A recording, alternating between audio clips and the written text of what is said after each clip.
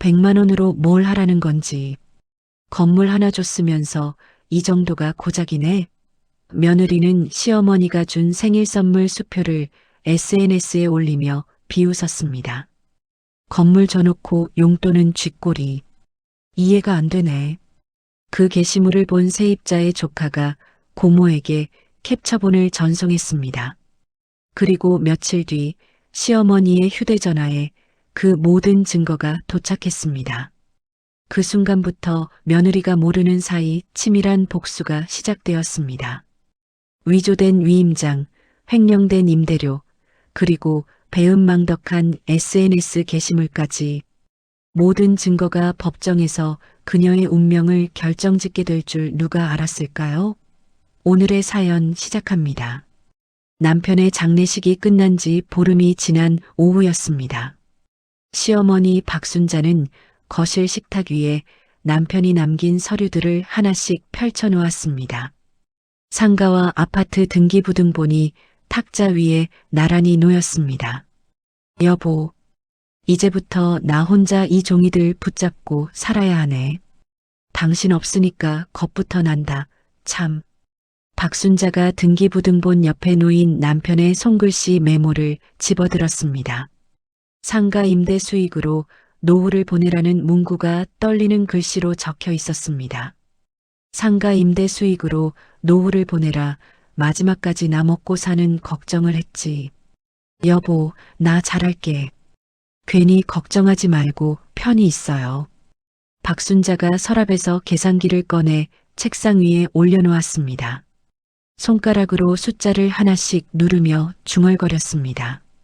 상가 월세가 280만 원이고 아파트 관리비가 25만 원, 내 생활비까지 하면 이 정도면 약값이랑 공과금 겨우 맞추겠네. 계산기 화면에 나타난 숫자를 보며 박순자가 고개를 끄덕였습니다. 종이에 필요한 금액들을 적어 내려가기 시작했습니다. 그래, 욕심 부리지 말고 딱 이만큼만 쓰고 나머지는 꼭꼭 아껴야지. 같은 시각 회사 사무실에서 아들 민수가 컴퓨터 모니터를 뚫어져라 바라보고 있었습니다. 구조조정 통보 메일이 화면에 떠 있었습니다. 민수가 프린터로 향해 메일을 출력했습니다. 에이, 이게 다 된 거였네. 돌려 말도 안 하고 이렇게 한 장으로 사람을 내보내. 민수가 출력된 사직 처리 안내 문서를 손에 들고 한숨을 내쉬었습니다. 책상 위에 문서를 내려놓고 한참 동안 바라봤습니다. 대출은 대출대로 남아있고 집은 집대로 있는데 지금 나보고 어쩌라고. 한편 집 거실에서 며느리 지영이 휴대전화를 들여다보고 있었습니다. 친정 어머니에게서 온 문자를 확인한 뒤 얼굴이 굳어졌습니다. 또 돈 이야기네. 나도 더 짜낼 데가 없는데 이걸 어떻게 하라는 거야. 지영이 카드 회사에서 온 독촉 문자들을 차례로 확인했습니다. 미납 내역이 적힌 종이들을 서랍 깊숙이 밀어 넣었습니다. 카드값, 대출, 친정 식구까지 다 나만 보고 있네. 이러다 한 번에 무너지겠다. 며칠이 지난 후 박순자가 변호사 사무실 문을 열고 들어갔습니다. 변호사가 책상 앞에서 일어나 인사했습니다. 어서 오세요, 어머님. 전화로 말씀하신 건 때문에 오신 거죠? 여기 앉으세요. 예, 아저씨. 남편이 남긴 재산을 아들한테 넘겨주긴 해야겠는데 나이 드니까 혹시 나중에 뒤통수 맞을까 그게 겁이 나서요. 박순자가 의자에 앉으며 걱정스러운 표정을 지었습니다. 변호사가 컴퓨터 화면을 켜며 대답했습니다. 요즘 그런 걱정하시는 분들 많습니다. 그냥 주지 마시고 조건을 걸고 주시면 됩니다. 효도 안 하면 도로 가져오는 식으로요. 아이고, 그런 게 다 있어요? 그러면 나중에 애들이 약속 어기면 그때 가서도 다시 찾아올 수 있는 거예요? 그럼요. 계약서에 부모 안 모시면 취소한다고 딱 써놓으면 됩니다. 변호사가 화면에 계약서 양식을 띄웠습니다.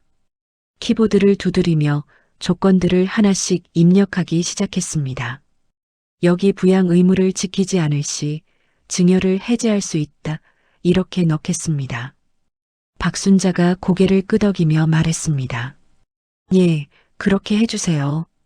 그리고 상가 임대료는 먼저 내 생활비랑 건물 관리비에 쓰라고 꼭 적어주세요. 내가 굶으면서까지 애들 챙길 나이는 지났어요. 네, 어머님. 그 부분도 명확히 써놓겠습니다. 그리고 아드님 혼자만 받는 게 아니라 며느님도 같이 받도록 해서 둘이 같이 책임지게 하는 게 좋겠습니다. 변호사의 손가락이 키보드 위에서 빠르게 움직였습니다. 계약서의 조건들이 차례대로 들어갔습니다.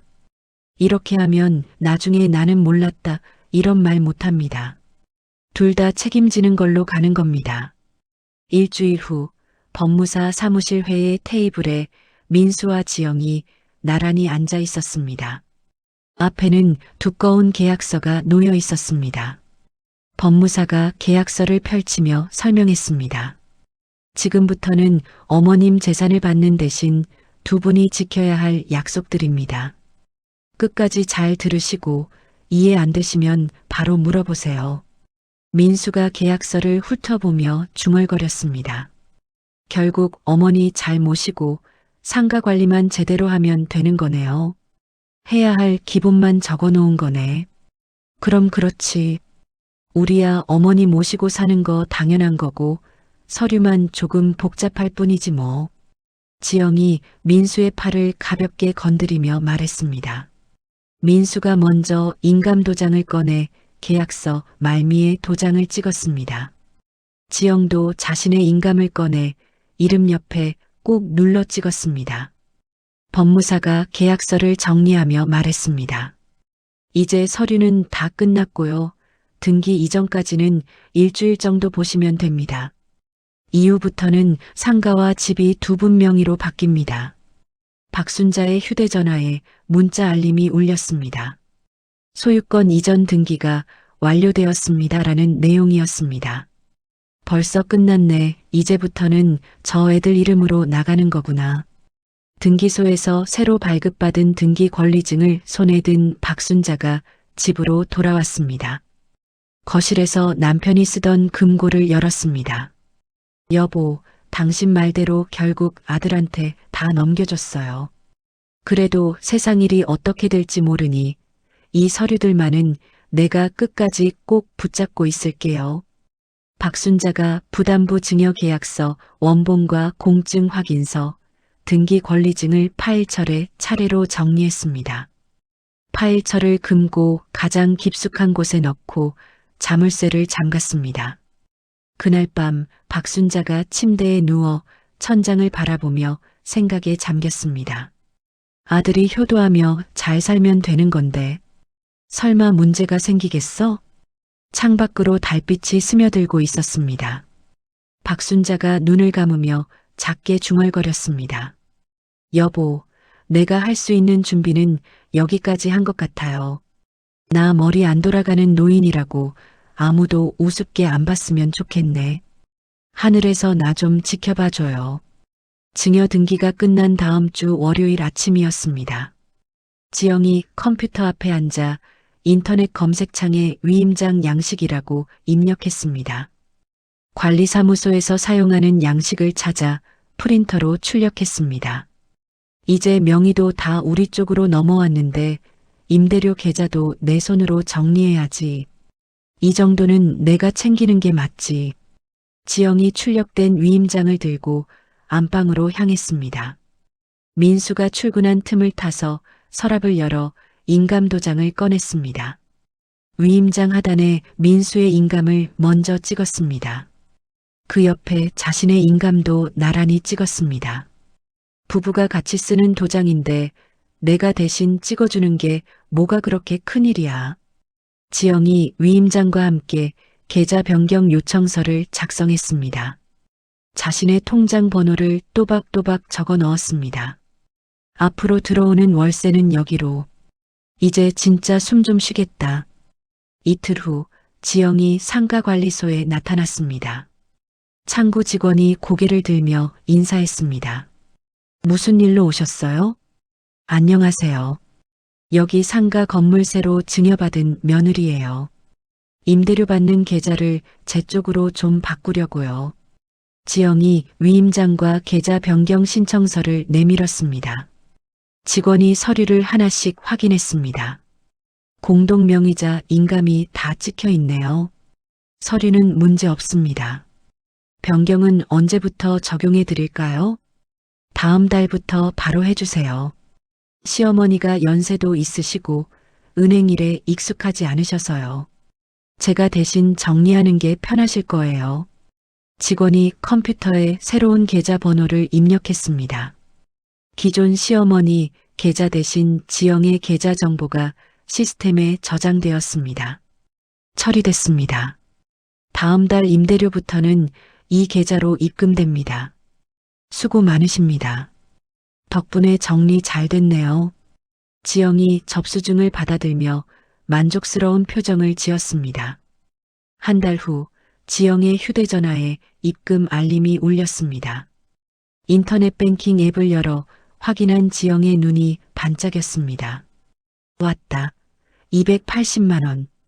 이게 앞으로 매달 들어오는 거네. 이제 진짜 숨통 좀 트이겠다. 지영이 자동이체 메뉴로 들어가 설정을 시작했습니다. 카드 대금 결제일과 투자 모임 회비가 같은 날 빠져나가도록 예약했습니다.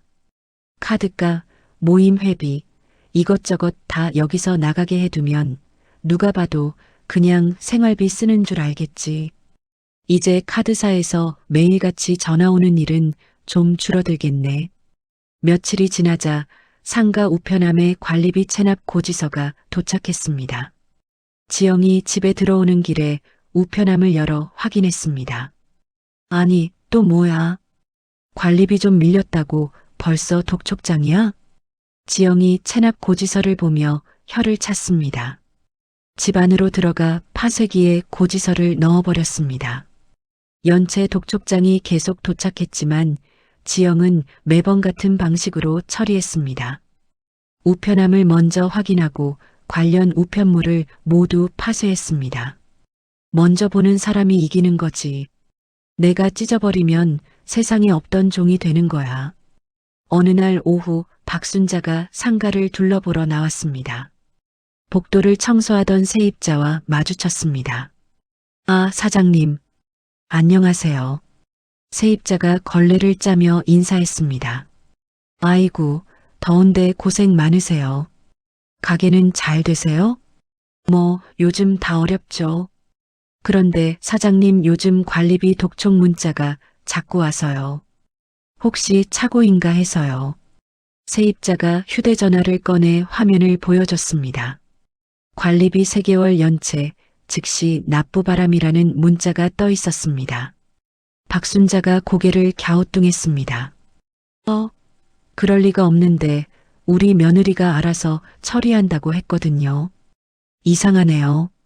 집으로 돌아온 박순자가 지영에게 전화를 걸었습니다.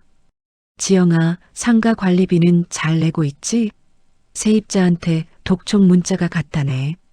어머님, 걱정 마세요. 제가 한꺼번에 정리하려다가 조금 늦은 모양이에요. 전산 쪽에서 먼저 문자가 나갔나 봐요. 지영이 태연하게 대답했습니다. 그렇구나. 그럼 얼른 정리해서 그런 문자 다시는 안 가게 해줘. 세입자들이 불안해하면 안 되잖니. 네, 어머니. 오늘 안으로 싹 정리해 놓을게요. 어머니는 그냥 편히 계세요. 박순자가 전화를 끊으며 고개를 끄덕였습니다. 처리상 실수겠지 뭐. 요즘은 뭐든지 다 전산이라고 하니까. 그날 밤 지영이 비공개 SNS 계정에 접속했습니다. 오늘 찍어둔 상가 건물 외관 사진을 업로드했습니다. 우리 건물 오늘도 예쁘네라는 글과 함께 사진을 올렸습니다. 이 정도 건물 하나쯤 있어야 인생 좀 사는 거지. 며칠 후에는 명품 쇼핑백을 들고 찍은 사진을 올렸습니다. 건물주 라이프는 역시 다르지. 지영이 키보드를 두드리며 게시물을 작성했습니다.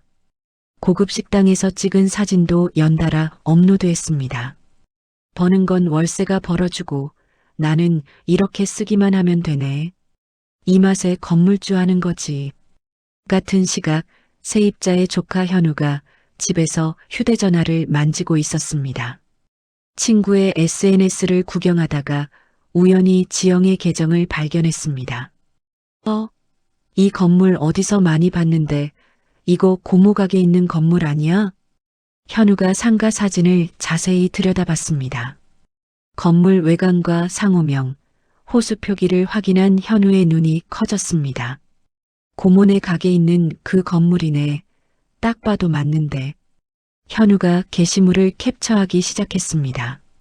상가 사진, 명품 쇼핑 사진, 건물주 관련 게시물들을 차례로 저장했습니다. 메신저를 열어 고모에게 캡처 파일들을 전송했습니다. 고모, 이거 고모 가게 있는 건물 맞죠? 이 계정 주인이 자기가 건물주라고 적어놨어요. 세입자 이미선이 휴대전화 알림을 확인했습니다. 조카가 보낸 캡처 사진들을 하나씩 열어봤습니다. 이게 뭐지? 얼굴은 처음 보는 사람인데. 이미선이 상가 외관 사진을 확대해서 봤습니다. 분명히 자신이 장사하는 건물이 맞았습니다. 건물주라고? 내가 알던 건물주는 연세 있는 할머니인데. 이미선이 다른 게시물들을 확인했습니다. 명품 쇼핑백과 고급 음식 사진들이 연달아 나왔습니다. 관리비 독촉은 나한테 오고 저 사람은 저렇게 잘 먹고 잘 쓰고 이거 뭔가 이상한데. 이미선이 며칠 전 복도에서 만났던 박순자의 얼굴을 떠올렸습니다. 그 할머니와는 전혀 다른 사람이었습니다. 그냥 넘어가면 안 되겠다. 이건 뭔가 잘못된 것 같다.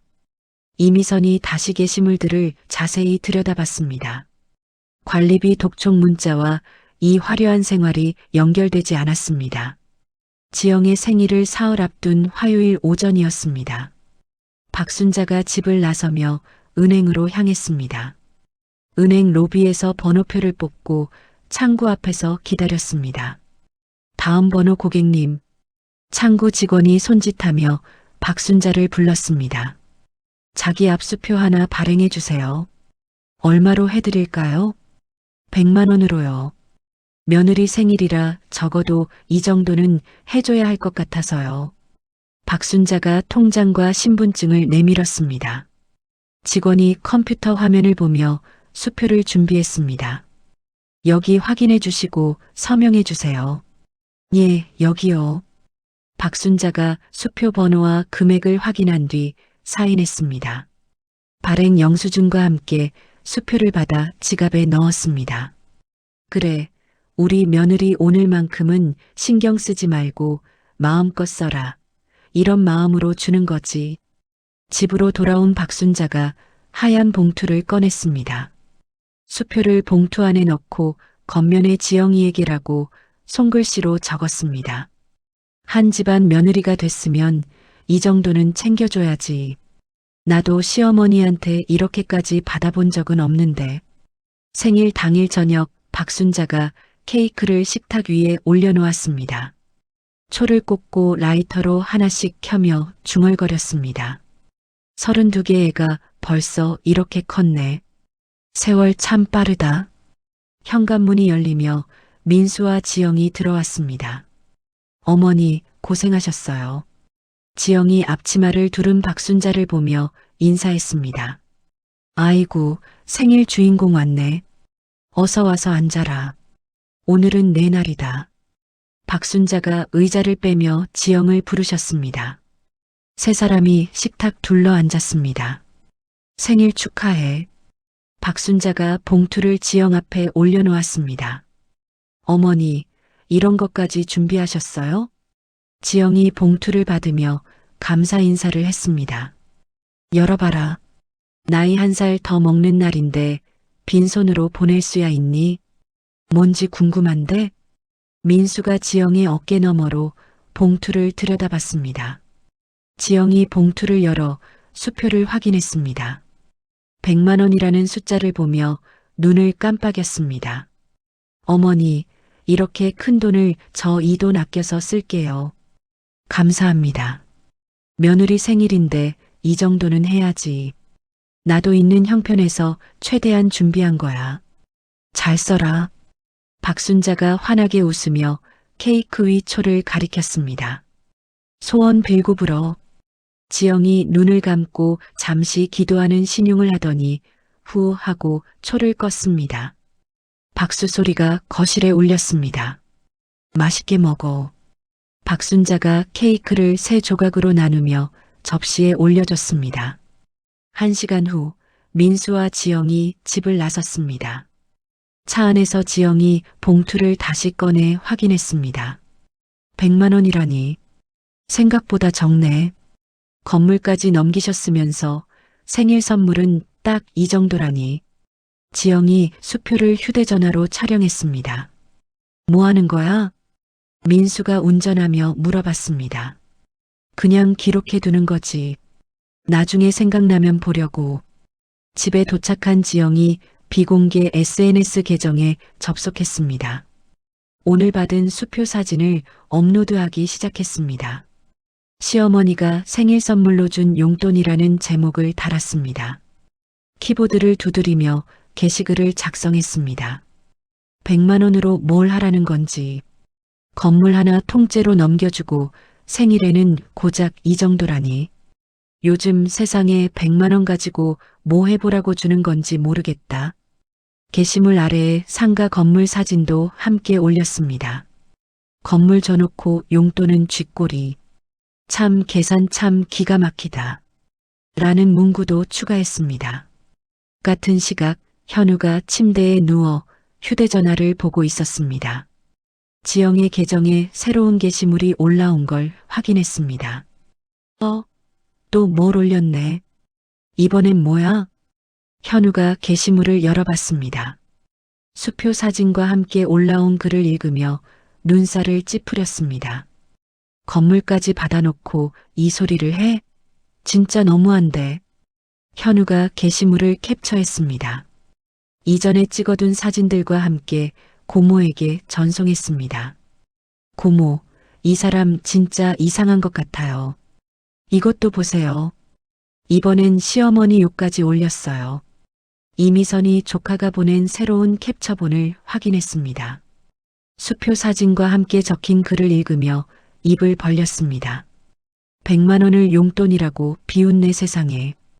이미선이 며칠 전 만났던 박순자의 얼굴을 다시 떠올렸습니다. 그 할머니가 바로 진짜 건물 주인인 것 같았습니다. 저 노인네 표정이 그렇게 욕먹을 사람 얼굴은 아니었는데 이 집안 사정, 뭔가 꼬였구나. 이 젊은 여자가 도대체 누군지 모르겠네. 이미선이 휴대전화 주소록을 뒤졌습니다. 박순자의 연락처를 찾아 번호를 눌렀습니다. 여보세요. 혹시 상가 건물 사장님이세요? 네, 그런데요. 박순자의 목소리가 들려왔습니다. 제가 204호에서 가게 하는 이미선이에요. 급히 보여드릴 게 있어서 연락드렸어요. 무슨 일인데요? 전화로는 설명하기 어렵고 제가 받은 사진들을 보내드릴게요. 한 번만 확인해 주세요. 이미선이 조카에게 받은 캡처본들을 하나씩 박순자에게 전송했습니다. 상가 외관 사진, 명품 쇼핑 사진, 그리고 100만 원 수표 사진까지 모두 보냈습니다. 박순자의 휴대전화에 연속으로 메시지 알림이 울렸습니다. 첫 번째 사진을 열어본 박순자가 화면을 확대했습니다. 이게 우리 상가네? 이 사진은 누가 찍어서 올린 거야? 두 번째, 세 번째 사진을 확인하던 박순자의 손이 떨리기 시작했습니다. 마지막 수표 사진을 본 순간 박순자가 자리에서 일어났습니다. 이게 오늘 내가 준 수표잖아. 번호까지 똑같네. 박순자가 지갑에서 수표 발행 영수증을 꺼냈습니다. 수표 번호를 확인해 보니 사진 속 수표와 완전히 일치했습니다. 내 앞에서는 고맙다고 웃더니 뒤에서는 이런 글을 올렸단 말이야? 박순자의 얼굴이 점점 굳어졌습니다. 휴대전화를 꽉 쥐며 화면을 다시 들여다봤습니다. 건물 줘놓고 용돈은 쥐꼬리라고. 그래, 내 눈에는 내가 그렇게 만만했냐. 박순자가 소파에 주저앉으며 한숨을 크게 내쉬었습니다. 그동안 쌓인 의문들이 한꺼번에 풀려나갔습니다. 그래서 관리비가 밀렸던 거구나. 임대료를 엉뚱한 데 쓰고 있었던 거야. 다음 날 아침 박순자가 은행을 다시 찾았습니다. 어제 발행한 수표의 내역서를 재발급받았습니다. 어제 발행했던 100만 원 수표 내역서 한 번만 다시 뽑아주세요. 은행을 나온 박순자가 곧장 변호사 사무실로 향했습니다. 변호사가 박순자를 반기며 자리를 권했습니다. 어서 오세요, 어머님. 얼굴이 많이 상하셨네요. 무슨 일 있으셨어요? 증여 계약을 취소하려고 합니다. 내가 너무 쉽게 믿었어요. 박순자가 휴대전화에서 캡처본들을 보여줬습니다. 변호사가 화면을 하나씩 확인하며 고개를 끄덕였습니다. 이 정도면 증거로 충분합니다. 부양 의무도 안 지키고 임대료도 엉뚱하게 쓰고 거기에 이런 글까지 올렸으면 법원에서 좋게 안 봅니다. 내가 잘못한 건 믿은 죄밖에 없는데요. 걱정 마세요. 준비만 잘하면 승산이 높습니다. 지금부터 하나씩 정리해 나가시죠. 변호사가 컴퓨터를 켜며 증여 해제 소송 서식을 열었습니다. 박순자가 의자에 기대며 결심을 다졌습니다. 이제는 더 안 참을 거예요. 한번 시작했으니 끝까지 가야죠. 변호사 사무실을 나온 박순자가 곧장 상가관리사무소로 향했습니다. 관리소 문을 열고 들어가니 직원이 고개를 들었습니다. 안녕하세요. 무슨 일로 오셨어요? 저 이 건물 원래 주인인데요.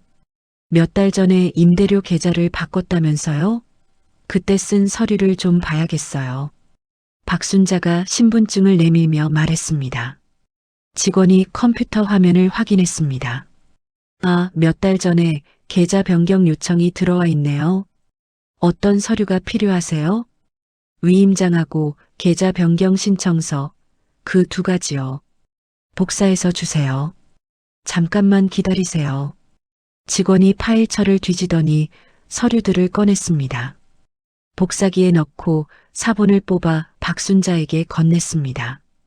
박순자가 위임장을 자세히 들여다봤습니다. 하단에 민수와 지영의 인감이 나란히 찍혀 있었습니다. 이 서류 언제 접수했나요? 6월 15일에 접수된 걸로 나오네요. 박순자가 날짜를 확인하며 고개를 끄덕였습니다. 그날은 민수가 출근한 평일이었습니다. 고맙습니다. 덕분에 큰 도움 됐어요. 박순자가 서류를 가방에 넣고 관리소를 나왔습니다.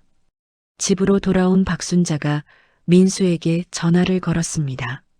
민수야, 시간 될 때 어머니랑 잠깐 만날 수 있겠니? 네, 어머니. 무슨 일이세요? 중요한 얘기가 있어서 그래. 내일 오후에 카페에서 보자. 네, 알겠습니다. 시간 맞춰 나갈게요.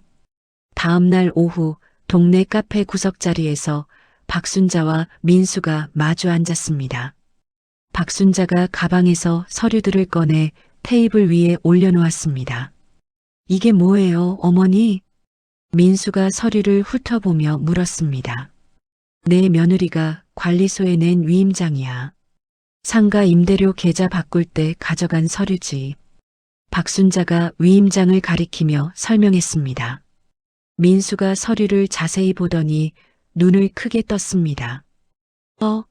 이거 제 도장이 찍혀 있네요. 그래. 그런데 너 이 서류에 도장 찍어준 기억 있어? 없어요. 저는 이런 서류 본 적도 없어요. 이런 거면 저한테 한 번쯤은 물었을 텐데요. 민수가 위임장을 다시 들여다보며 당황했습니다. 박순자가 휴대전화 녹음 기능을 켜고 테이블 위에 올려놓았습니다. 그럼 이 도장은 내가 모르는 사이에 찍혀 들어간 거네? 그런 것 같아요. 상가 쪽은 아내한테 맡기고 저는 회사 다니느라 바빠서 거의 신경을 못 썼거든요. 아예 처음부터 끝까지 다 맡겨놓은 거냐? 내 임대료 관리, 세금, 관리비 다 지영이가 알아서 한다고 해서 저도 그냥 믿고 있었습니다. 그럼 상가에 무슨 일이 생겨도 내 귀에는 아무 소리도 안 들어온 거네? 네, 저도 지금 처음 듣는 얘기들이라서요. 박순자가 녹음을 정지하고 휴대전화를 가방에 넣었습니다. 민수를 바라보는 눈빛이 차갑게 변했습니다. 민수야, 내가 아무것도 모르고 있는 동안에 아주 큰일이 벌어졌어. 무슨 일이요, 어머니? 지영이가 임대료를 죄다 딴 데다 써버렸어. 관리비도 몇 달째 안 내고 있고. 민수의 얼굴이 하얗게 변했습니다. 정말이에요? 설마 그러겠어요, 어머니. 그리고 내 아내가 내가 준 100만 원을 인터넷에 올려놓고 건물 줘놓고 쥐꼬리라고 욕을 해놨어. 박순자가 휴대전화로 저장해둔 캡처본을 보여줬습니다. 민수가 화면을 보며 입을 벌렸습니다. 이걸 진짜 지영이가 쓴 거예요? 이 계정이 지영이 계정 맞아요? 그래, 내가 모를 줄 알았겠지. 건물 사진, 명품 사진 다 올려놨더라. 남들이 보면 누가 누구 등골 빼먹는지 헷갈리겠다. 민수가 고개를 떨궜습니다. 어머니, 죄송합니다. 제가 너무 방심했어요. 상가 일에 더 신경 썼어야 했는데 이제 와서 미안하다고 해봤자 소용없다. 이미 다 저질러진 일이야. 박순자가 서류들을 다시 가방에 넣으며 일어났습니다. 어머니, 어떻게 하실 건데요?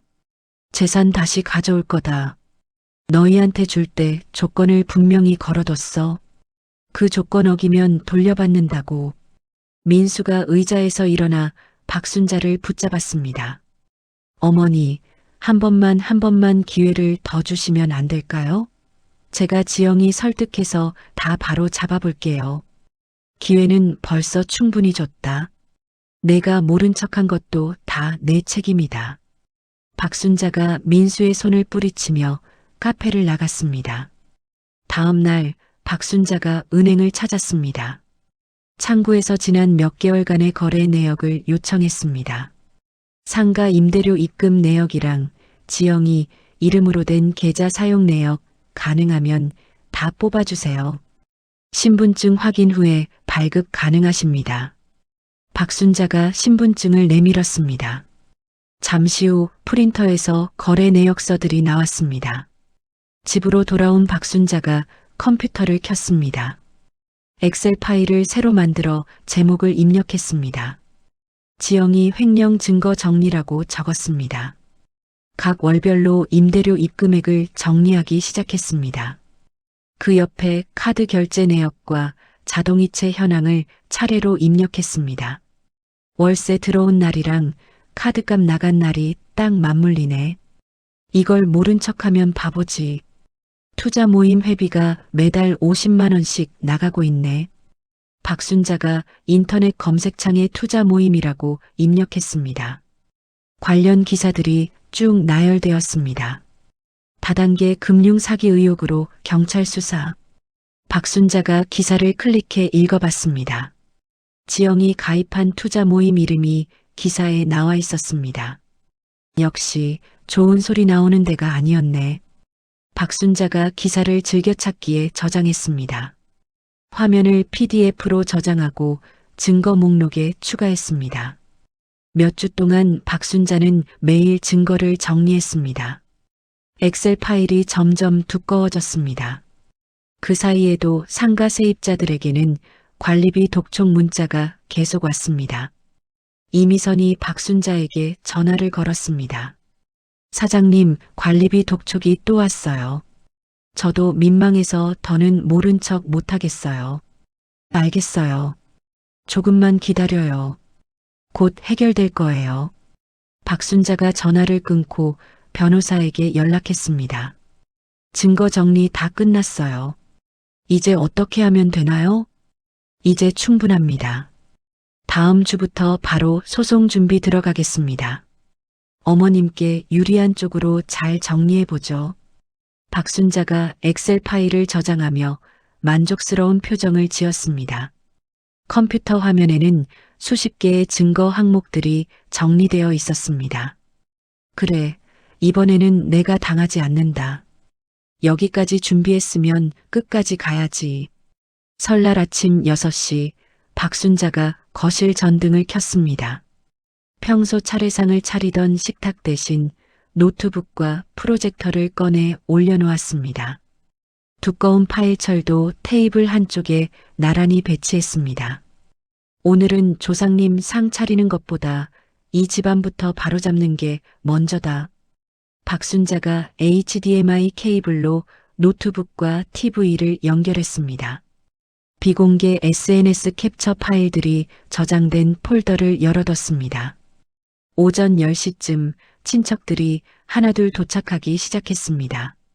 민수의 삼촌이 현관문을 열고 들어왔습니다. 새해 복 많이 받으세요, 형수님. 어이쿠 왔네. 들어와요. 추운데 얼른 들어와. 형수님, 차례상 준비 안 하셨어요? 삼촌이 빈 테이블을 보며 물었습니다. 오늘은 밥상보다 먼저 보여줄 게 있어서요. 밥상은 나중에 차려도 돼요. 박순자가 인사를 받으며 거실로 안내했습니다. 민수의 고모와 사촌 형제들도 차례로 나타났습니다. 15명 남짓한 친척들이 거실에 둘러앉았습니다. 고모, 오늘은 분위기가 좀 다르네요. 그래, 오늘은 얘기부터 들어야 해. 고모, 무슨 일 있으세요? 고모가 궁금한 표정을 지었습니다. 민수하고 지영이 일 때문에 여러분 증인으로 좀 앉아 계셔야겠어요. 박순자가 노트북 전원을 켰습니다. TV 화면에 바탕화면이 나타났습니다. 박순자가 첫 번째 캡처 파일을 클릭했습니다. TV 화면에 상가 외관 사진이 크게 나타났습니다. 이거 형수님 상가 아니에요? 사촌형이 화면을 보며 물었습니다. 맞아요. 이 사진을 찍어서 올린 사람이 누군지 오늘 같이 보려고요. 박순자가 다음 이미지로 넘어갔습니다. 지영이 올린 건물주 라이프 게시물이 화면에 떴습니다. 친척들이 글을 읽으며 웅성거리기 시작했습니다. 이게 다 뭐야? 건물주 라이프? 형수님 상가 맞는데 이 얼굴은 처음 보는 사람인데요. 그 사람이 누구냐면 우리 며느리다. 박순자가 조용히 말했습니다. 지영이가 이런 글을 올렸다고요? 삼촌이 놀란 목소리로 물었습니다. 아직 시작도 안 했어요. 뒤에 더 있어요. 박순자가 100만 원 수표 사진을 열었습니다. 화면에는 수표와 함께 올린 지영의 글이 선명하게 보였습니다. 고모, 이거 너무 심한 거 아니에요? 고작 100만 원이라니 말이 좀 지나치다. 고작 100만 원? 건물 줘놓고 용돈은 쥐꼬리라고. 이게 내가 들은 말이 아니라 세상이 다 보라고 올린 글이야. 고모가 글을 소리내어 읽었습니다. 친척들의 목소리가 점점 높아졌습니다. 형수님이 재산 다 넘겨주셨잖아. 이걸 이렇게 욕을 해? 박순자가 테이블 위 파일철을 열어 서류 묶음을 꺼냈습니다. 여러분께 나눠드릴 게 있어요. 그냥 말로만 들으면 안 믿을까봐 다 뽑아왔어요. 박순자가 친척들에게 서류를 한 부씩 나눠줬습니다. 이게 뭐예요? 삼촌이 서류 묶음을 받으며 물었습니다. 지영이가 그동안 뒤에서 해온 짓들 증거예요. 부담부 증여 계약서부터 관리비 체납 내역, 위임장까지 다 들어있어요. 첫 장에는 부담부 증여 계약서가 들어있었습니다. 두 번째 장부터 관리비 체납 내역이 나왔습니다. 관리비를 이렇게 몇 달씩이나 안 냈다고요? 고작 관리비 내는 것도 안 하고 뒤로는 이렇게 놀고 먹은 거야? 고모, 이건 진짜 너무하네. 고모가 서류를 보며 혀를 찼습니다. 임대료를 카드값이랑 투자 모임 회비로 다 써버렸어요. 상가 관리비는 뒷전이고요. 박순자가 계좌 변경 서류를 보여주며 설명했습니다. 위임장도 남편 몰래 도장 찍어서 위조했고요. 여기 보세요. 민수 도장이 들어가 있는데 민수는 이 서류 본 적도 없다잖아요. 친척들이 서류를 하나씩 확인하며 고개를 저었습니다. 파일 맨 뒤에서 내용 증명 우편 발송 영수증이 나왔습니다. 이미 민수하고 지영이한테 통보했어요. 더는 말로 정리할 수 있는 단계는 지난 것 같아서요. 언제요? 삼촌이 발송 날짜를 확인했습니다. 사흘 전에 보냈어요. 연휴만 끝나면 바로 법원 갈 거예요. 박순자가 단호한 목소리로 말했습니다. 형수님, 가족끼리 법원까지 가야 하나요? 고모가 걱정스러운 표정을 지었습니다.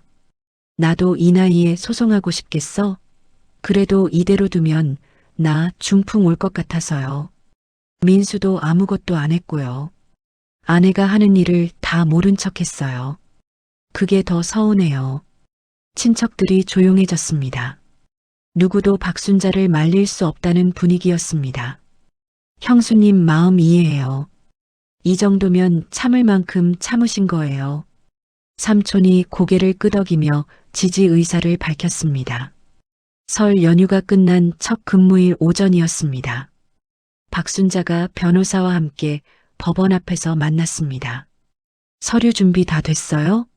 네, 소장하고 가처분 신청서까지 모두 완성했습니다. 오늘 접수하면 바로 진행될 거예요. 변호사가 두꺼운 서류 봉투를 들고 있었습니다. 법원 민원실에 들어간 두 사람이 접수 창구로 향했습니다. 증여계약 해제 소송이랑 부동산 처분 금지 가처분 신청입니다. 변호사가 직원에게 서류를 건넸습니다. 직원이 서류를 하나씩 확인하며 도장을 찍었습니다. 접수됐습니다. 사건 번호는 여기 적혀 있습니다. 네, 감사합니다. 잘 부탁드립니다. 박순자가 접수증을 받아 가방에 넣었습니다. 이제 가처분부터 진행될 거예요. 변호사가 법원을 나오며 설명했습니다. 얼마나 걸려요? 일주일 안팎으로 보시면 됩니다. 결정 나면 바로 연락드릴게요. 오후에는 경찰서로 향했습니다. 경제범죄수사팀 사무실 문을 두드렸습니다. 고소장 접수하러 왔습니다. 수사관이 박순자를 안내해 조사실로 데려갔습니다. 어떤 혐의로 고소하시나요? 사문서 위조하고 임대료를 자기 마음대로 써버렸어요. 증거 다 가져왔습니다. 박순자가 준비해온 USB와 서류들을 꺼냈습니다. 이게 증거 자료예요. 수사관이 USB를 컴퓨터에 꽂고 파일들을 확인했습니다. 엑셀로 아주 깔끔하게 정리해 놓으셨네요. 몇 주 동안 밤마다 붙잡고 만들었어요. 나이 먹어도 할 건 해야죠. 이게 위조된 위임장이고 이건 횡령 내역서예요. 수사관이 서류들을 꼼꼼히 살펴봤습니다. 고소인 신상정보 먼저 확인하겠습니다. 1시간 후 모든 절차가 완료되었습니다. 박순자가 고소장 접수증을 받아들었습니다. 수사는 언제 시작되나요? 일주일 안에 피의자 소환 나갈 겁니다. 걱정 마시고 기다리세요. 경찰서를 나온 박순자가 변호사에게 전화를 걸었습니다. 고소장도 접수했어요. 할 수 있는 건 다 한 것 같네요. 이제 가처분 결정만 기다리면 됩니다. 잘하셨습니다.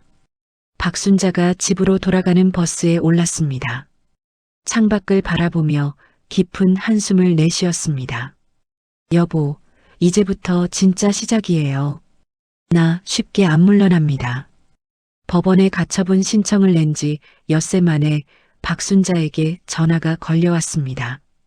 부동산 처분 금지 가처분이 인용됐습니다. 변호사의 목소리에 안도감이 묻어났습니다. 그럼 이제 어떻게 되는 거예요? 집행관이 나가서 고시문을 붙일 겁니다. 민수 씨 집이랑 상가 둘 다요. 박순자가 거실 소파에 주저앉으며 가슴을 쓸어내렸습니다. 드디어 한 곱이 넘겼네. 여보, 잘 보고 있지? 다음 날 오후 법원 집행관 2명이 민수와 지영이 사는 아파트 앞에 나타났습니다. 집행관이 서류 가방에서 노란색 고시문을 꺼냈습니다. 여기 맞죠? 이 주소. 네, 맞습니다. 사건 번호 일치합니다. 한 집행관이 현관문 옆 벽에 고시문을 붙이기 시작했습니다. 부동산 처분 금지 가처분 집행이라는 제목이 크게 적혀 있었습니다. 이 부동산에 대한 소유권 이전, 담보 설정 등 일체 처분 행위를 금지함. 고시문 아래쪽에는 사건 번호와 법원 도장이 찍혀 있었습니다. 같은 시각 다른 집행관들이 상가 출입문에도 똑같은 고시문을 부착했습니다. 지나가던 세입자들이 고시문을 보며 웅성거렸습니다. 이게 다 뭐야? 소송 붙은 거야? 건물에 문제가 생긴 것 같은데. 오후 6시 회사에서 돌아온 민수가 아파트 현관 앞에 섰습니다. 노란색 고시문이 눈에 들어오는 순간 다리에 힘이 빠졌습니다. 이게 뭐야? 설마 우리 집에까지 이런 게 붙을 줄이야. 민수가 휴대전화를 꺼내 고시문을 촬영했습니다. 사건 번호를 확대해서 확인한 뒤 급히 집 안으로 들어갔습니다. 지영아, 지영아. 민수가 큰 소리로 부르며 거실을 뒤졌습니다. 지영이 화장실에서 나오며 놀란 표정을 지었습니다. 왜 그래? 무슨 일인데 이렇게 소리를 질러? 현관문에 법원 고시가 붙어 있어. 처분 금지 가처분이래. 민수가 휴대전화 화면을 지영에게 보여줬습니다. 지영의 얼굴이 창백해졌습니다. 이게 진짜야? 장난 아니고 어머니가 진짜로 소송을 낸 거야. 더 이상 말로 넘어가는 단계가 아니야. 민수가 머리를 감싸주며 소파에 주저앉았습니다. 그럼 이제 어떻게 되는 건데? 지영이 떨리는 목소리로 물었습니다. 집도 상가도 지금 당장은 팔 수도 없고 담보로도 못 써. 완전히 묶여버린 거야. 진짜 큰일 났네. 이럴 줄 알았으면. 지영이 방 안으로 들어가 캐리어를 꺼내기 시작했습니다. 뭐 하는 거야? 갑자기 짐은 왜 싸? 일단 여기서 나가야겠어. 이 집이랑 상가 이름이 다 걸려 있는데 여기 계속 있으면 더 꼬일 것 같아. 지영이 옷가지들을 캐리어에 넣으며 서둘렀습니다. 그날 밤 민수도 짐을 정리하기 시작했습니다. 필요한 물건들만 가방에 넣고 나머지는 그대로 뒀습니다. 어머니께 연락드려야 하나. 민수가 휴대전화를 들었다가 다시 내려놨습니다. 지금 전화해봐야 들을 말이 없다. 며칠 후 민수가 고시원 방 계약서에 서명했습니다. 보증금 30만 원, 월세 40만 원입니다. 고시원이라도 있는 게 어디예요? 방 열쇠 여기 있습니다. 고시원 관리인이 열쇠를 건네줬습니다. 화장실이랑 샤워실은 공용이고요. 시끄럽게만 안 하시면 됩니다. 민수가 작은 방 안을 둘러봤습니다. 침대와 책상이 전부인 좁은 공간이었습니다. 그래, 여기서부터 다시 시작하는 거다. 같은 시각 경찰서 수사과에서는 투자 모임 관련 수사가 본격적으로 진행되고 있었습니다. 수사관이 컴퓨터 화면을 보며 가입자 명단을 확인했습니다. 이 명단에 있는 사람들 다 불러야겠네요.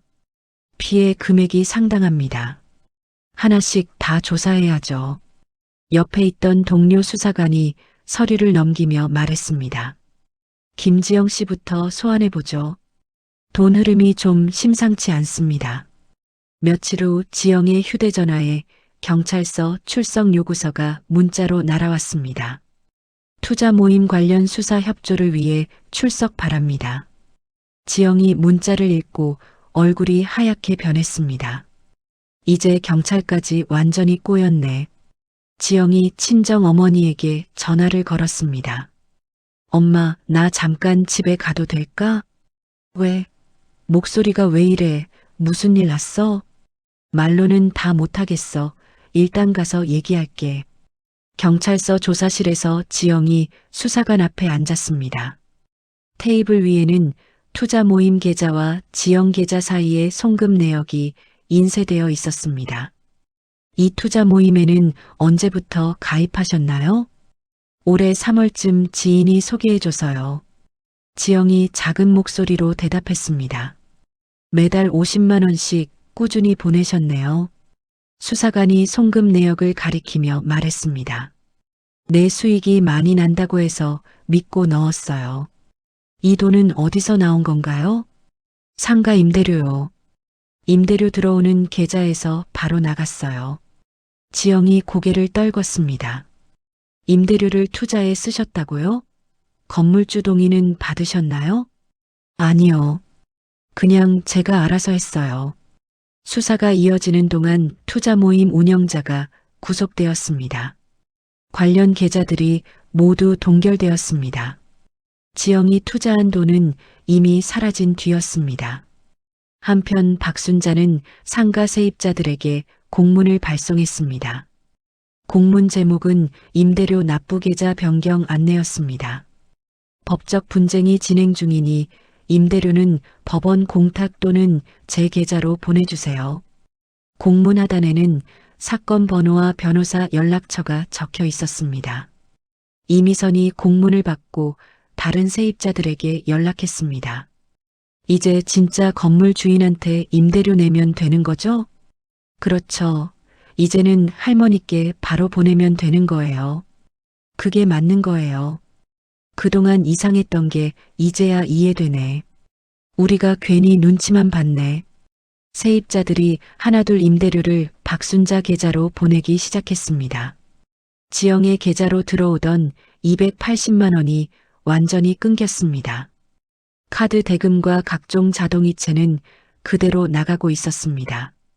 지영의 휴대전화에 연체 독촉 문자가 쏟아졌습니다. 카드 결제일이 지났습니다. 즉시 납부 바랍니다. 대출 연체 이자가 발생했습니다. 지영이 친정집 방에서 휴대전화를 끄고 이불을 뒤집어 썼습니다. 어떻게 이렇게까지 됐지? 내가 욕심만 안 부렸어도. 친정 어머니가 방문을 두드렸습니다. 지영아, 밥 먹어야지. 하루 종일 방에만 있지 말고 나와. 먹기 싫어요. 나중에 먹을게요. 지영이 이불 속에서 작게 대답했습니다. 박순자는 집에서 가처분 결정문을 다시 읽어봤습니다. 이제 절반은 끝났구나. 그래도 방심하면 안 되지. 휴대전화에 변호사에게서 온 문자가 도착했습니다. 본격적인 재판 준비 시작하겠습니다. 박순자가 금고를 열어 서류들을 다시 확인했습니다. 모든 증거가 말끔히 정리되어 있었습니다. 이제 마지막까지 가보자. 여기서 물러서면 내가 나를 못 봐. 가처분이 내려진 지 2달 후 법원에서 첫 변론기일이 열렸습니다. 박순자가 변호사와 함께 법정 앞쪽 자리에 앉았습니다. 맞은편에는 민수와 지영이 서로 다른 변호사를 대동하고 나타났습니다. 판사가 법정에 들어서며 재판이 시작되었습니다. 증여계약 해제 및 소유권 이전 등기 말소 청구 사건입니다. 박순자 측 변호사가 일어나 발언을 시작했습니다. 재판장님, 피고들의 부담부 증여계약 위반 사실이 명백합니다. 변호사가 준비해온 서류 묶음을 법정에 제출했습니다. 첫째, 부양 의무를 제대로 이행하지 않았습니다. 둘째, 임대료를 사적으로 유용했습니다. 셋째, 위임장을 위조해 계좌를 변경했습니다. 박순자가 변호사 옆에서 고개를 끄덕이며 들었습니다. 넷째, 원고가 준 생일 선물을 SNS에서 조롱했습니다. 관련 캡처 화면 제출하겠습니다. 변호사가 지영의 SNS 캡처본을 화면에 띄웠습니다. 건물 져놓고 용돈은 쥐꼬리라는 문구가 법정에 선명히 나타났습니다. 판사가 화면을 보며 서류를 훑어봤습니다. 이것이 피고가 작성한 게시물이 맞습니까? 지영의 변호사가 일어났습니다. 재판장님, 단순한 개인적인 감정 표현일 뿐입니다. 실제로 원고에게 직접 욕을 한 것은 아닙니다. 개인적인 감정 표현이라고 하기에는 내용이 너무 노골적이지 않습니까? 박순자 측 변호사가 반박했습니다. 100만 원을 쥐꼬리라고 조롱한 것은 단순한 감정보다 훨씬 심한 배은망덕한 태도입니다. 더구나 증여받은 건물을 전제로 건물주 행세를 하며 쓴 글입니다. 법정이 잠시 조용해졌습니다. 민수의 변호사가 일어나 발언했습니다.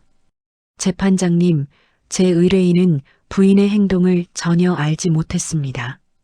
상가 관리는 모두 아내에게 맡겼고 본인은 회사 업무에만 집중하고 있었습니다. 모른다고 해서 책임이 없어지는 것은 아닙니다. 박순자 측 변호사가 녹음 파일을 제출했습니다.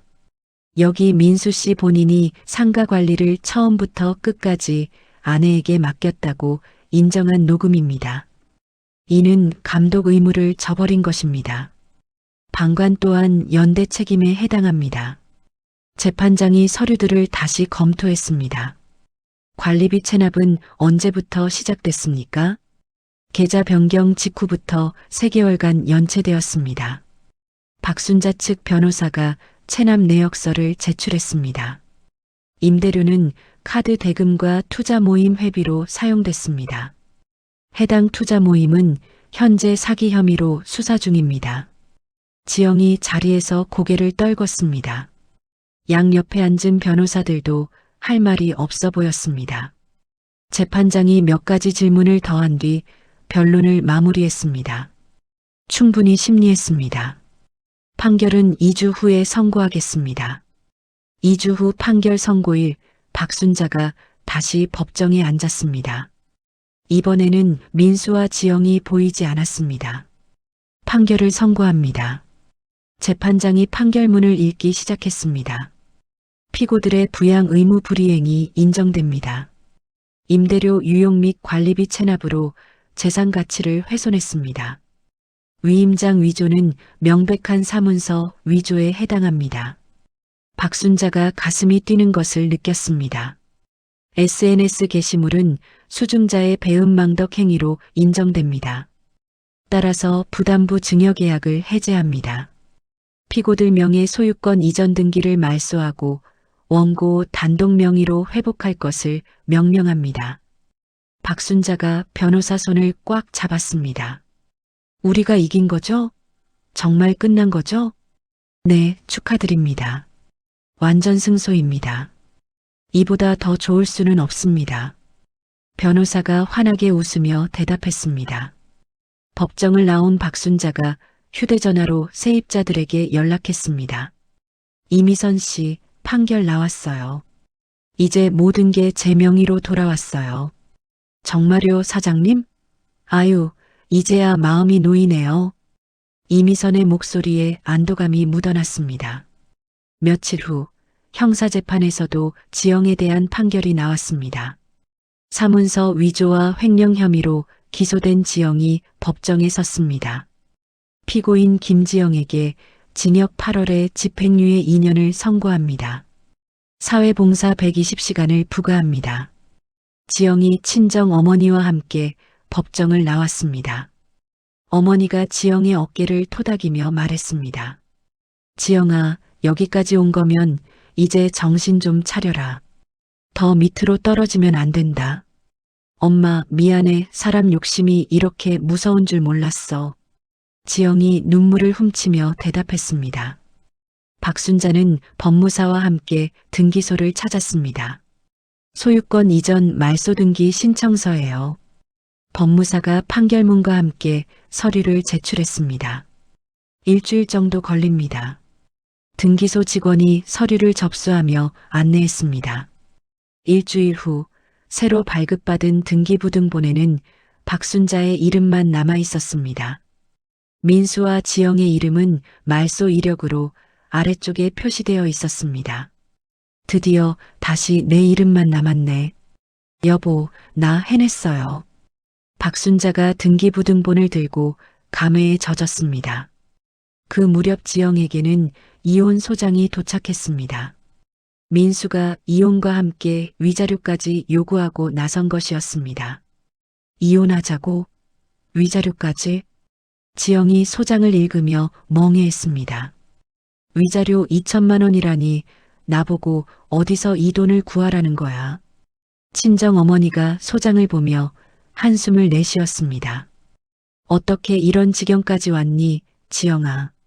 그 돈이 그렇게 좋았냐? 엄마, 나도 여기까지 올 줄은 몰랐어.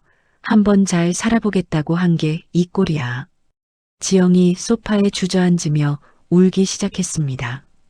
며칠 후 지영이 친정집 근처로 이사를 왔습니다. 작은 원룸에 짐을 풀며 새로운 생활을 시작했습니다. 예전에 자주 다니던 상가 근처는 의도적으로 피했습니다. 그 동네를 지나는 버스를 탈 때도 미리 하차 준비를 했습니다. 다시는 그 앞에는 안 간다. 내 꼴이 너무 부끄럽다. 한편 민수는 고시원에서 구직 활동을 계속했습니다. 인력사무소에 등록해 물류센터 일용직을 구했습니다. 내일부터 새벽 6시에 나오세요. 네, 알겠습니다. 늦지 않고 나가겠습니다. 민수가 고개를 숙이며 대답했습니다. 첫 급여가 들어온 날 민수가 박순자에게 30만 원을 송금했습니다. 입금 자명에는 아들 민수라고 적었습니다. 박순자가 통장 정리기에서 입금 내역을 확인했습니다. 이 아이가 이 형편에 30만 원을 보냈네. 박순자가 잠시 복잡한 표정을 지었습니다. 하지만 돈은 사용하지 않고 별도 통장으로 옮겨뒀습니다. 아직은 이 돈 쓸 자격이 없다. 내 마음만 받아둘게. 저녁 무렵 박순자가 상가를 둘러보러 나갔습니다. 새로 도색한 외벽이 깔끔하게 정리되어 있었습니다. 이미선이 가게 앞을 청소하다가 박순자를 발견했습니다. 사장님, 그동안 정말 고생 많으셨어요. 고생은요, 세입자분들이 더 고생했죠. 그래도 이제는 다 바로잡혔으니 같이 잘해봅시다. 박순자가 환하게 웃으며 인사했습니다. 앞으로는 관리회사에서 전문적으로 관리할 거예요. 그럼 저희도 한결 안심이네요. 이미선이 걸레를 털며 대답했습니다. 박순자가 상가를 한 바퀴 돌며 건물 상태를 점검했습니다. 모든 것이 제자리를 찾은 느낌이었습니다. 집으로 돌아온 박순자가 금고를 열었습니다. 파일철 맨 뒤에 승소 판결문을 꽂아 넣었습니다. 여보, 이제 정말 끝났어요. 나 할 일은 다 했어요. 박순자가 남편의 사진을 바라보며 작게 말했습니다. 창밖으로 해가 지고 있었습니다. 긴 싸움이 마침내 끝났습니다. 재판이 끝난 다음 주 월요일, 박순자가 은행을 찾았습니다. 창구 직원이 고개를 들며 인사했습니다. 어떻게 도와드릴까요? 상가 임대료 전용 통장을 새로 하나 만들려고요. 이 돈은 딱 상가에서 나오는 것만 넣을 겁니다. 박순자가 신분증과 인감을 내밀었습니다. 용도를 정해서 만드시는군요. 네, 이제는 돈 들어오고 나가는 걸 눈에 딱 보이게 하고 싶어요. 직원이 통장 개설 서류를 작성하며 물었습니다. 자동이체 설정도 하시나요? 네, 매달 장학재단에 50만 원씩 보내주세요. 조금이라도 남 도우면서 살고 싶어요. 박순자가 미리 준비해온 장학재단 계좌번호를 건넸습니다. 언제부터 시작할까요? 다음 달부터요. 상가 임대료 들어오는 날 지나고 나서요. 통장 개설이 완료된 후 박순자가 집으로 돌아왔습니다. 컴퓨터를 켜고 상가 전문 관리업체를 검색했습니다. 이제는 전문가한테 맡겨야지. 나 혼자 다 하려고 하다가 또 실수하면 안 되지. 몇 군데 업체에 전화를 걸어 상담을 받았습니다. 관리 범위가 어떻게 되나요? 전화 너머 직원이 설명했습니다. 임대료 수납, 관리비 처리, 시설 유지 보수까지 모두 포함입니다. 월 보고서도 주시나요? 네, 매월 상세한 관리 현황을 보고 드립니다. 박순자가 만족스러운 표정을 지었습니다. 그럼 계약하겠어요. 나이 들어도 이런 건 확실히 해놔야 마음이 편해요. 며칠 후 관리업체 직원이 상가를 방문했습니다. 박순자와 함께 건물을 둘러보며 현황을 파악했습니다. 전반적으로 상태가 양호하네요. 중간중간 손볼 때만 조금 정리하면 됩니다. 그동안 문제가 좀 있었거든요. 앞으로는 그런 일 없게 잘 부탁해요. 앞으로는 저희가 책임지고 관리하겠습니다. 어머님은 보고서만 보셔도 됩니다. 계약서에 서명을 마친 박순자가 안도의 한숨을 내쉬었습니다. 이제야 진짜 주인 노릇하는 것 같네요. 같은 시각 고시원에서 민수가 구직 정보지를 펼쳐놓고 있었습니다. 빨간 펜으로 일용직 모집 공고에 동그라미를 쳤습니다. 물류센터 상하차, 택배 분류 뭐든 하자. 지금은 가릴 처지가 아니지. 민수가 하나씩 읽어보며 휴대전화 번호를 적었습니다. 다음 날 새벽 5시 민수가 알람 소리에 잠에서 깼습니다. 물류센터 일용직 첫 출근 날이었습니다. 첫날이니까 6시까지 와. 어제 받은 문자를 다시 확인한 민수가 서둘러 나갔습니다. 물류센터에 도착한 민수가 조끼를 받아 입었습니다. 현장 관리자가 일감을 배정했습니다. 트럭에서 상자 내리는 거부터 해봐요. 무거우면 말하고. 네, 알겠습니다. 열심히 해보겠습니다. 민수가 트럭 뒤편으로 가서 상자들을 나르기 시작했습니다. 무거운 상자를 들 때마다 등에서 땀이 흘렀습니다. 힘들지? 옆에서 일하던 중년 남성이 물었습니다. 괜찮습니다. 움직이니까 오히려 나아요. 처음이면 오늘이 제일 힘들어요. 내일은 오늘보다 좀 낫고 모레는 또 좀 낫고 그래요. 점심시간에 민수가 도시락을 먹으며 휴대전화를 확인했습니다. 박순자에게서 온 문자는 없었습니다. 연락하고 싶어도 지금은 내가 먼저 나설 자격이 없지. 민수가 작게 중얼거렸습니다. 일주일 후 첫 급여가 들어왔습니다. 하루 8만 원씩 6일간 48만 원이 통장에 입금되었습니다. 민수가 인터넷 뱅킹 앱을 열어 이체 메뉴로 들어갔습니다. 박순자 계좌번호를 입력하고 30만 원을 송금했습니다. 입금자 명란에 아들 민수라고 적었습니다. 지금은 이게 내가 할 수 있는 전부다. 그래도 조금씩이라도 갚아야지. 이것밖에 못 드려서 죄송해요, 어머니. 민수가 송금 완료 메시지를 보며 고개를 숙였습니다. 박순자가 은행에서 통장을 정리하고 있었습니다. 민수에게서 온 30만 원 입금 내역을 확인했습니다. 얘가 이 형편에 30만 원을 보냈네. 박순자가 잠시 복잡한 마음이 들었습니다. 하지만 곧 다른 창구로 가서 별도 통장에 30만 원을 넣었습니다. 아직은 이 돈 못 쓴다. 나중에 정말 필요할 때 그때 돌려줘야지. 한 달 후 민수가 또다시 30만 원을 송금했습니다. 이번에는 입금자 명에 죄송합니다라고 적었습니다. 박순자가 문자 알림을 확인하고 씁쓸한 표정을 지었습니다.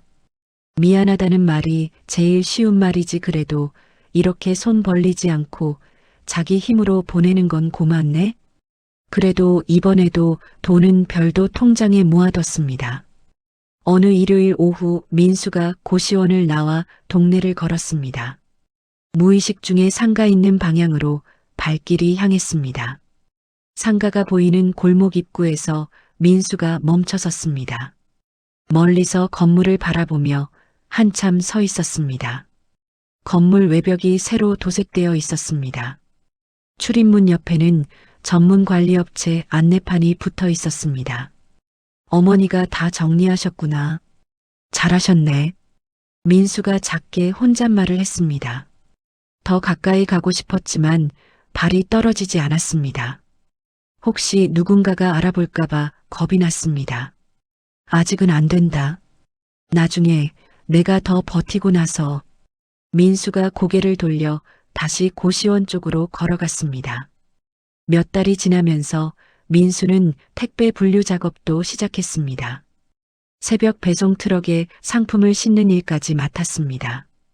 민수 씨, 일 꽤 잘하네. 성실해서 보기 좋습니다. 현장 관리자가 민수를 불러 격려했습니다. 고맙습니다. 더 열심히 하겠습니다. 다음 달부터 정규직 지원해 볼 생각 없어요? 내가 한번 추천해 줄게. 정말요? 그렇게만 된다면 저야 감사하죠. 민수의 눈이 반짝였습니다. 성실하게 일하는 모습 봤어요. 이런 사람은 남겨야죠. 정말 감사합니다. 민수가 90도로 인사하며 대답했습니다. 그날 저녁 민수가 고시원 방에서 박순자께 편지를 썼습니다. 어머니, 정규직 기회가 생겼습니다. 아직 얼굴 들고 찾아갈 자신은 없지만 언젠가 당당하게 찾아뵐 수 있도록 더 열심히 살겠습니다. 하지만 편지를 다 쓰고 나서 찢어버렸습니다.